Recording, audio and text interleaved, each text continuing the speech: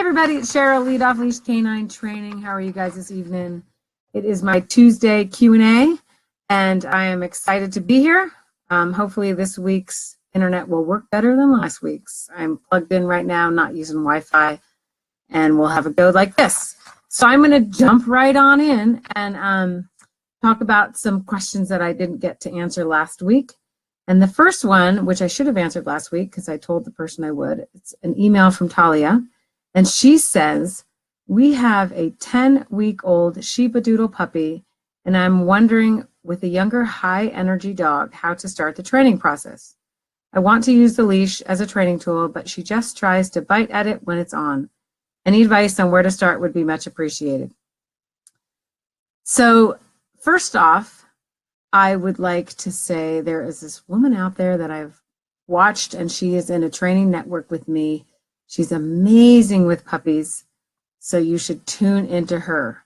Her business name is Balanced Life K9 Training, and her name, she's on Facebook, her name is Christina Doughty. I'm not sure how to pronounce it, but it's Christina with a C, and then her last name is Doughty, and her company is Balanced Life K9 Training. So she has some amazing videos out there lately of working with this. I think it's a golden retriever puppy, and it's 10 weeks old, 8 weeks old to 12 weeks old, and she's doing amazing stuff with it, teaching it to recall, to down, to do whatever the commands is that she's teaching it, and she's taking it to Home Depot and doing these things. So you should watch her. She does all food-based stuff right now. It's amazing. So check out her website if you're working with a puppy, Christina Doughty with Balanced Life K9 Training. But as far as that biting at the leash goes, you can do something. You can either distract it with food, or you can actually tell it nope and give it a little correction, which would be like a 2-fingered little pop right between the hip and the rib cage, just a nope pop, or right at the chest, nope pop, and trying to get the dog to stop biting at it.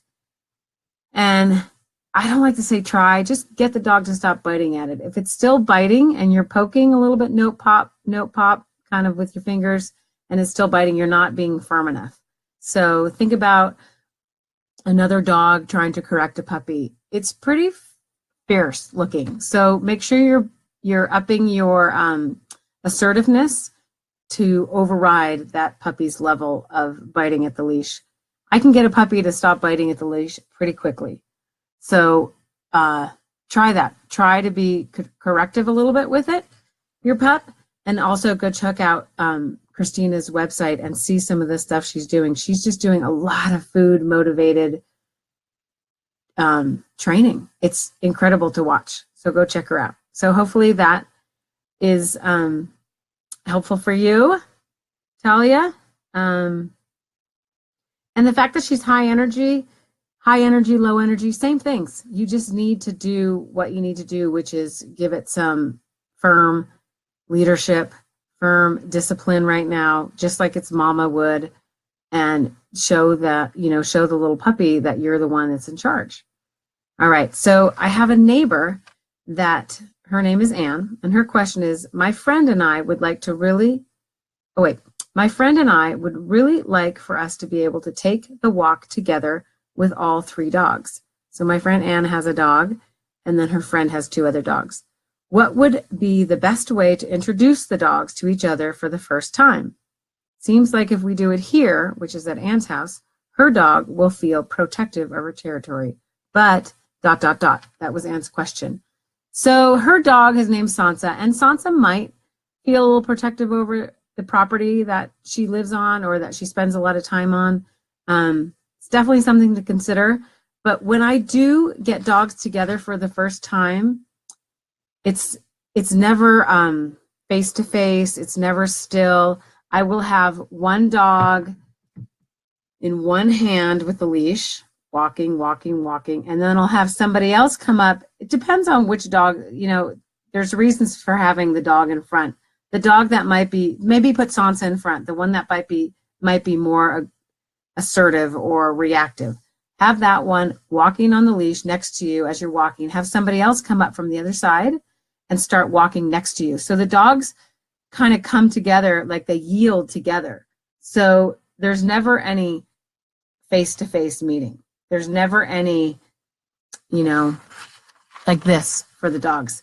It's coming together sideways. They're going to try to sniff each other's butts, but you just keep walking and moving them forward, and eventually they'll just get in tune. Hopefully, if they're well-trained dogs, they'll just get in tune with walking with you guys, and they'll let it go, this whole idea of sniffing butts and interacting. And once you get to that point, then you can relax it a little bit, maybe take them off leash. If you know that all the dogs are really non-reactive, especially away from the house or somebody's property, let them off the leash and let them run wild and see what happens.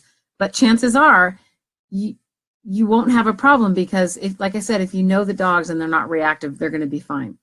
Or you can let the ones that aren't reactive off the leash and keep the reactive one on the leash and keep the other dogs away from that dog and not being too in its space. Don't ever let the dogs meet face to face. It's really about brains moving same direction together with a purpose, you know, and it might take 5 minutes, it might take 15 minutes before they stop really trying to smell that other dog. And once they've given that up, chances are you're going to have a lot better chance of them meeting and not having reactivity. So, hey, Melissa. Hey, Kirk. Nice to see you guys. So, Anne, hopefully that helps. And I'd love to come help you guys work with this, because I love Sansa and she's not a reactive dog. I don't know your friend's dogs so well. And if they're reactive, then it might be a little different. But there's something else I've done recently, if you've been watching my videos of late, and my board and trained dog, Hawken, who is this ginormous German Shepherd and has never been has never really been socialized with other dogs ever. They got him, the owners got him maybe 7 or 8 months ago, and have not put him face to face with any dog because he is reactive. But what I've come to find out is he is a super gentle giant and he just wants to play. So what I'm going to do with the owners is recommend put the muzzle on Hawken. And I'm going to make a video about this because I did it today with him. Put the muzzle on Hawken when he's about to meet some new dog. And these new dogs need to be dogs that you already know and that are not reactive.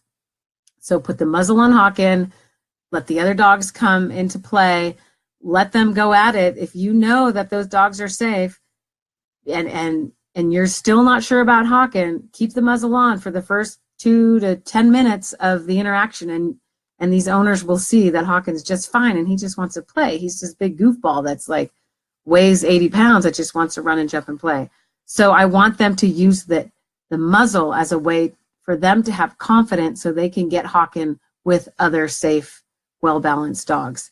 Otherwise, they're going to go back to this place of keeping Hawken away from everything because he's so big and can be reactive, but he really means no harm. If you really watch some of the videos with Hawken, you'll see his body when he's, I don't have a lot out there, but I have some video footage that hopefully I'll get out in the next few days where he's going and meeting a dog. This was early on in the training where he was being reactive.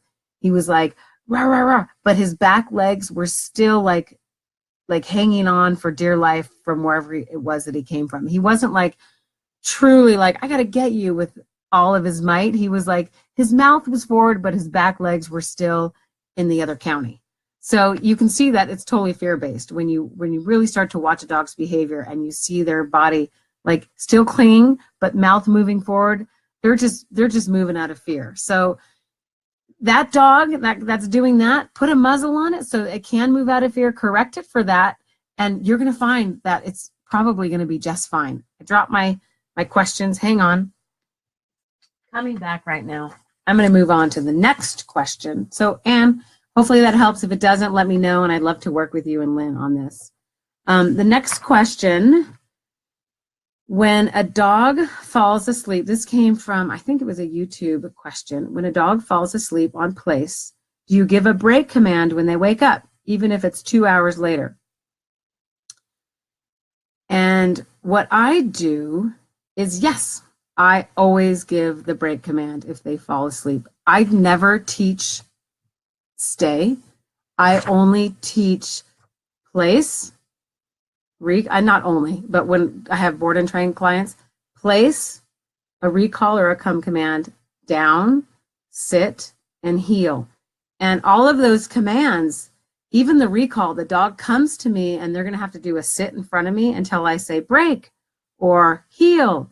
I might say come into a heel, but all of the commands need to stay happening until I say break or release in the case of my dog. So I never say stay. The dogs need to stay in command until I've released them from it.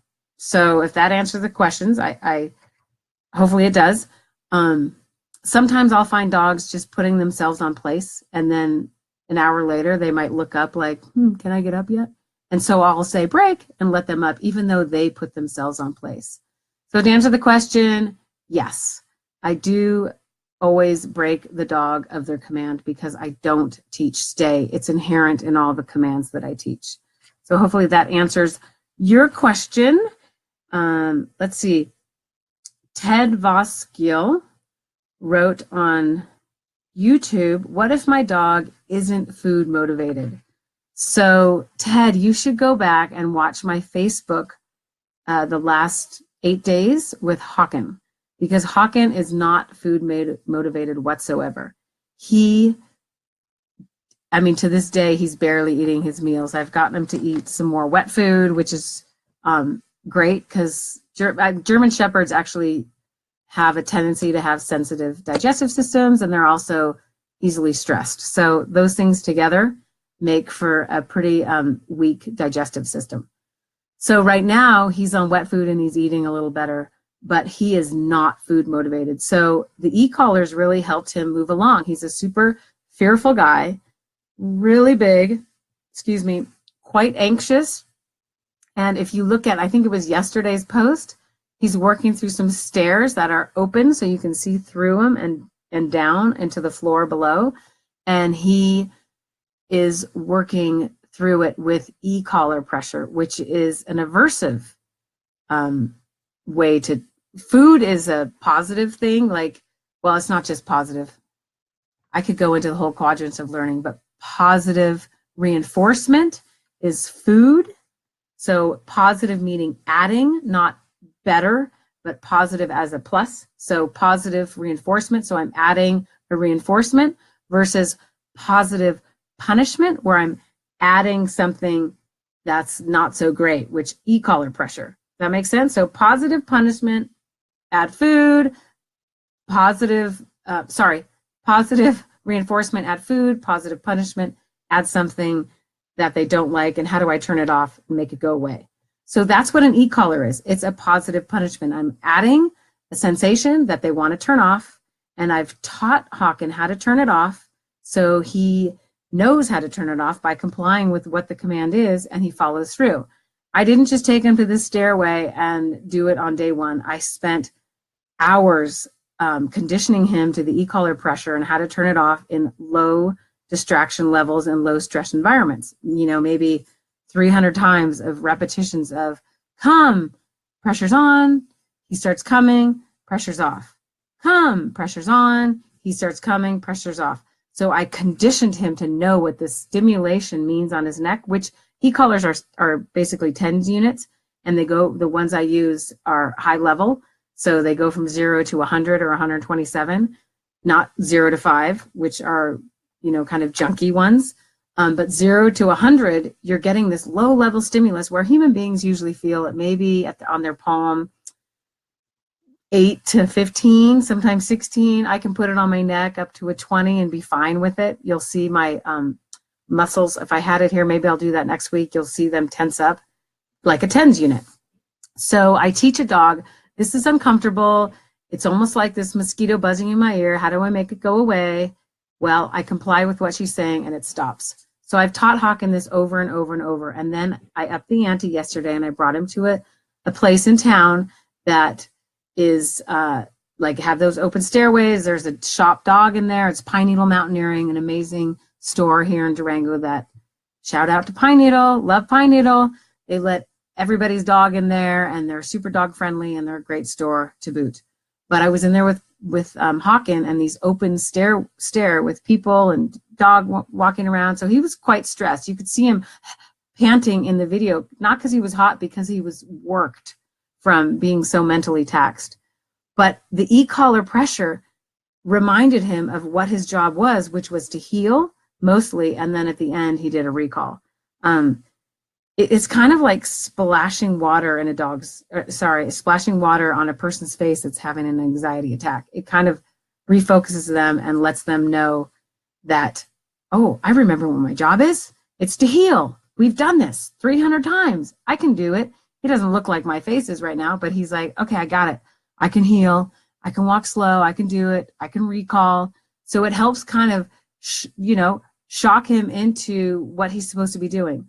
So that's how I work with dogs that aren't food motivated. It's interesting because it is an aversive tool and it's adding an uncomfortable thing to his life, but it helps him move through his fear. It's a super cool tool if done correctly. So hopefully that answers your question, Ted.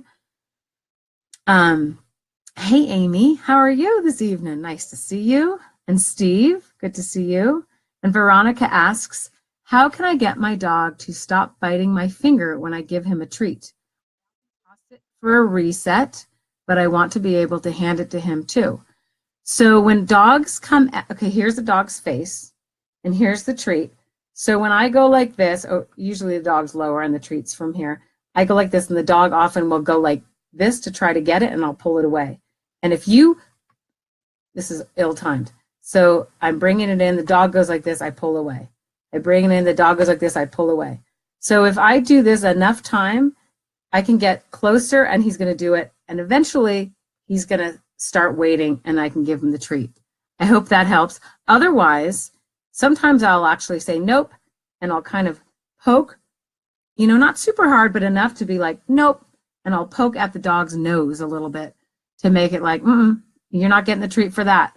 So it's a little bit of a battle, but if you're assertive enough at the beginning and you stand your ground, your dog's going to realize that he's not going to get the treat when he's coming at you like this. He needs to be back.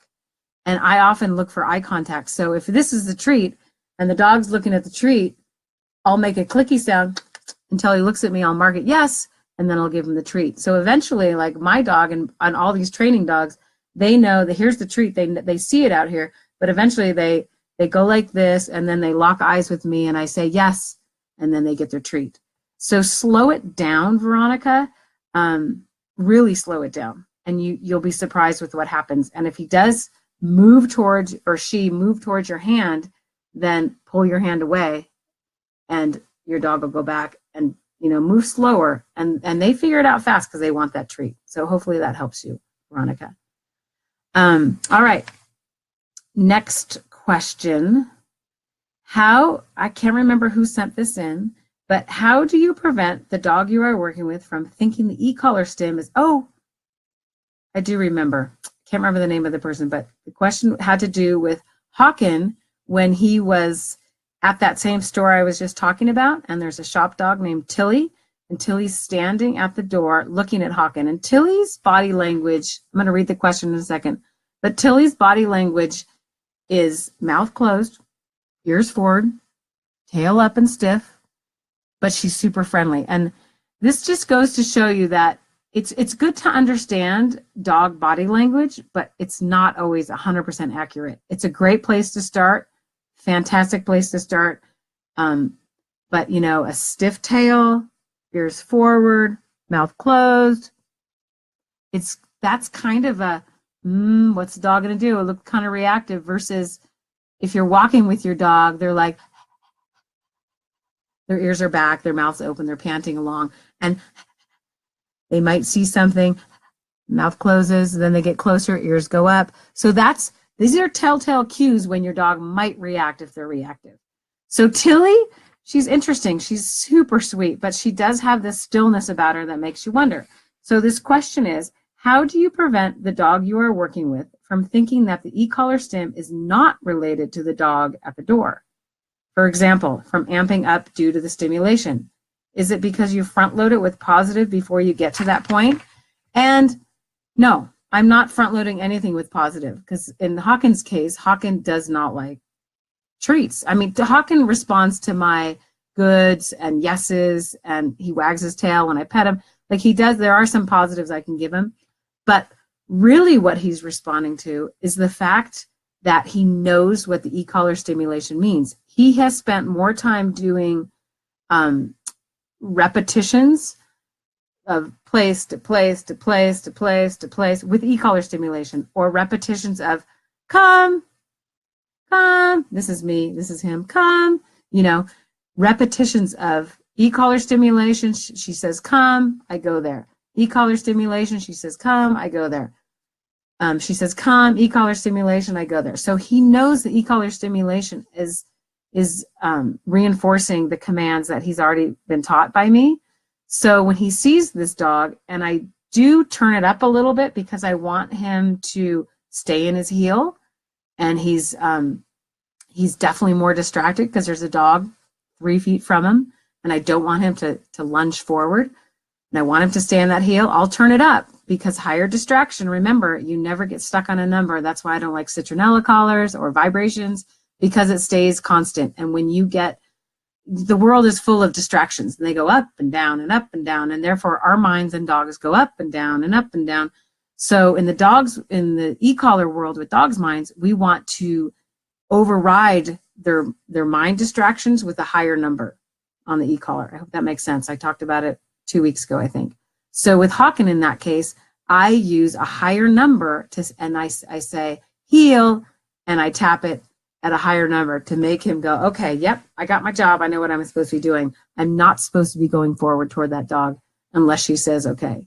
So he knows that e-collar stim is to remind him about his job, because we've done it so many times, repetition in low distraction and low stress environments. I can't stress that enough, actually. You can't just put an e-collar on a dog and start tapping it expecting the dog to know what to do.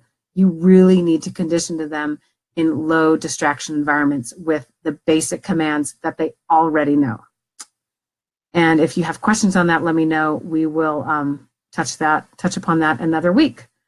All right, so hopefully that answered that question. And then my last question of the evening, I'm trying to keep these Q&As to about 30 minutes.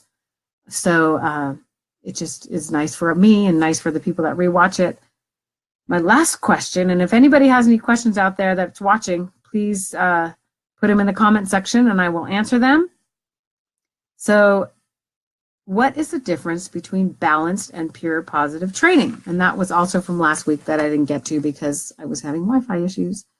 So let's start with pure positive. Pure positive is well, I just talked about it a minute ago. That whole, there's the quadrants of learning.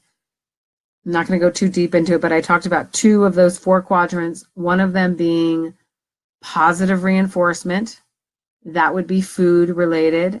And the other of the 4 I talked about 2. One of the others was positive punishment, which is adding something that's uncomfortable. Positive reinforcement is adding something that's good, that's rewarding. So positive meaning adding, not good. So pure positive training is basically just giving rewards. So it's going into that quadrant of positive reinforcement. Okay, so to me, it's the yeses in life. Yes, treat. Yes, treat. Keep doing that, treat. Balanced training does that, the yeses, but it also brings into the equation the other quadrants, which are more punishment based, and that's the no's. So for example, if you were speeding and you get a ticket and you got a ticket, if you're speeding and you got pulled over by a cop and you didn't get a ticket because there were no tickets, you might keep speeding. But at some point in life, if you get pulled over and you get a $500 ticket, you're going to say, whoa, that actually kind of stunk. I don't want to do that again. And it's enough of a reminder or an event in your life to make you not want to do that again. And that's the other side of balanced training. So I use lots of treats, lots of rewards, but I also do lots of corrections and punishment, punished behaviors.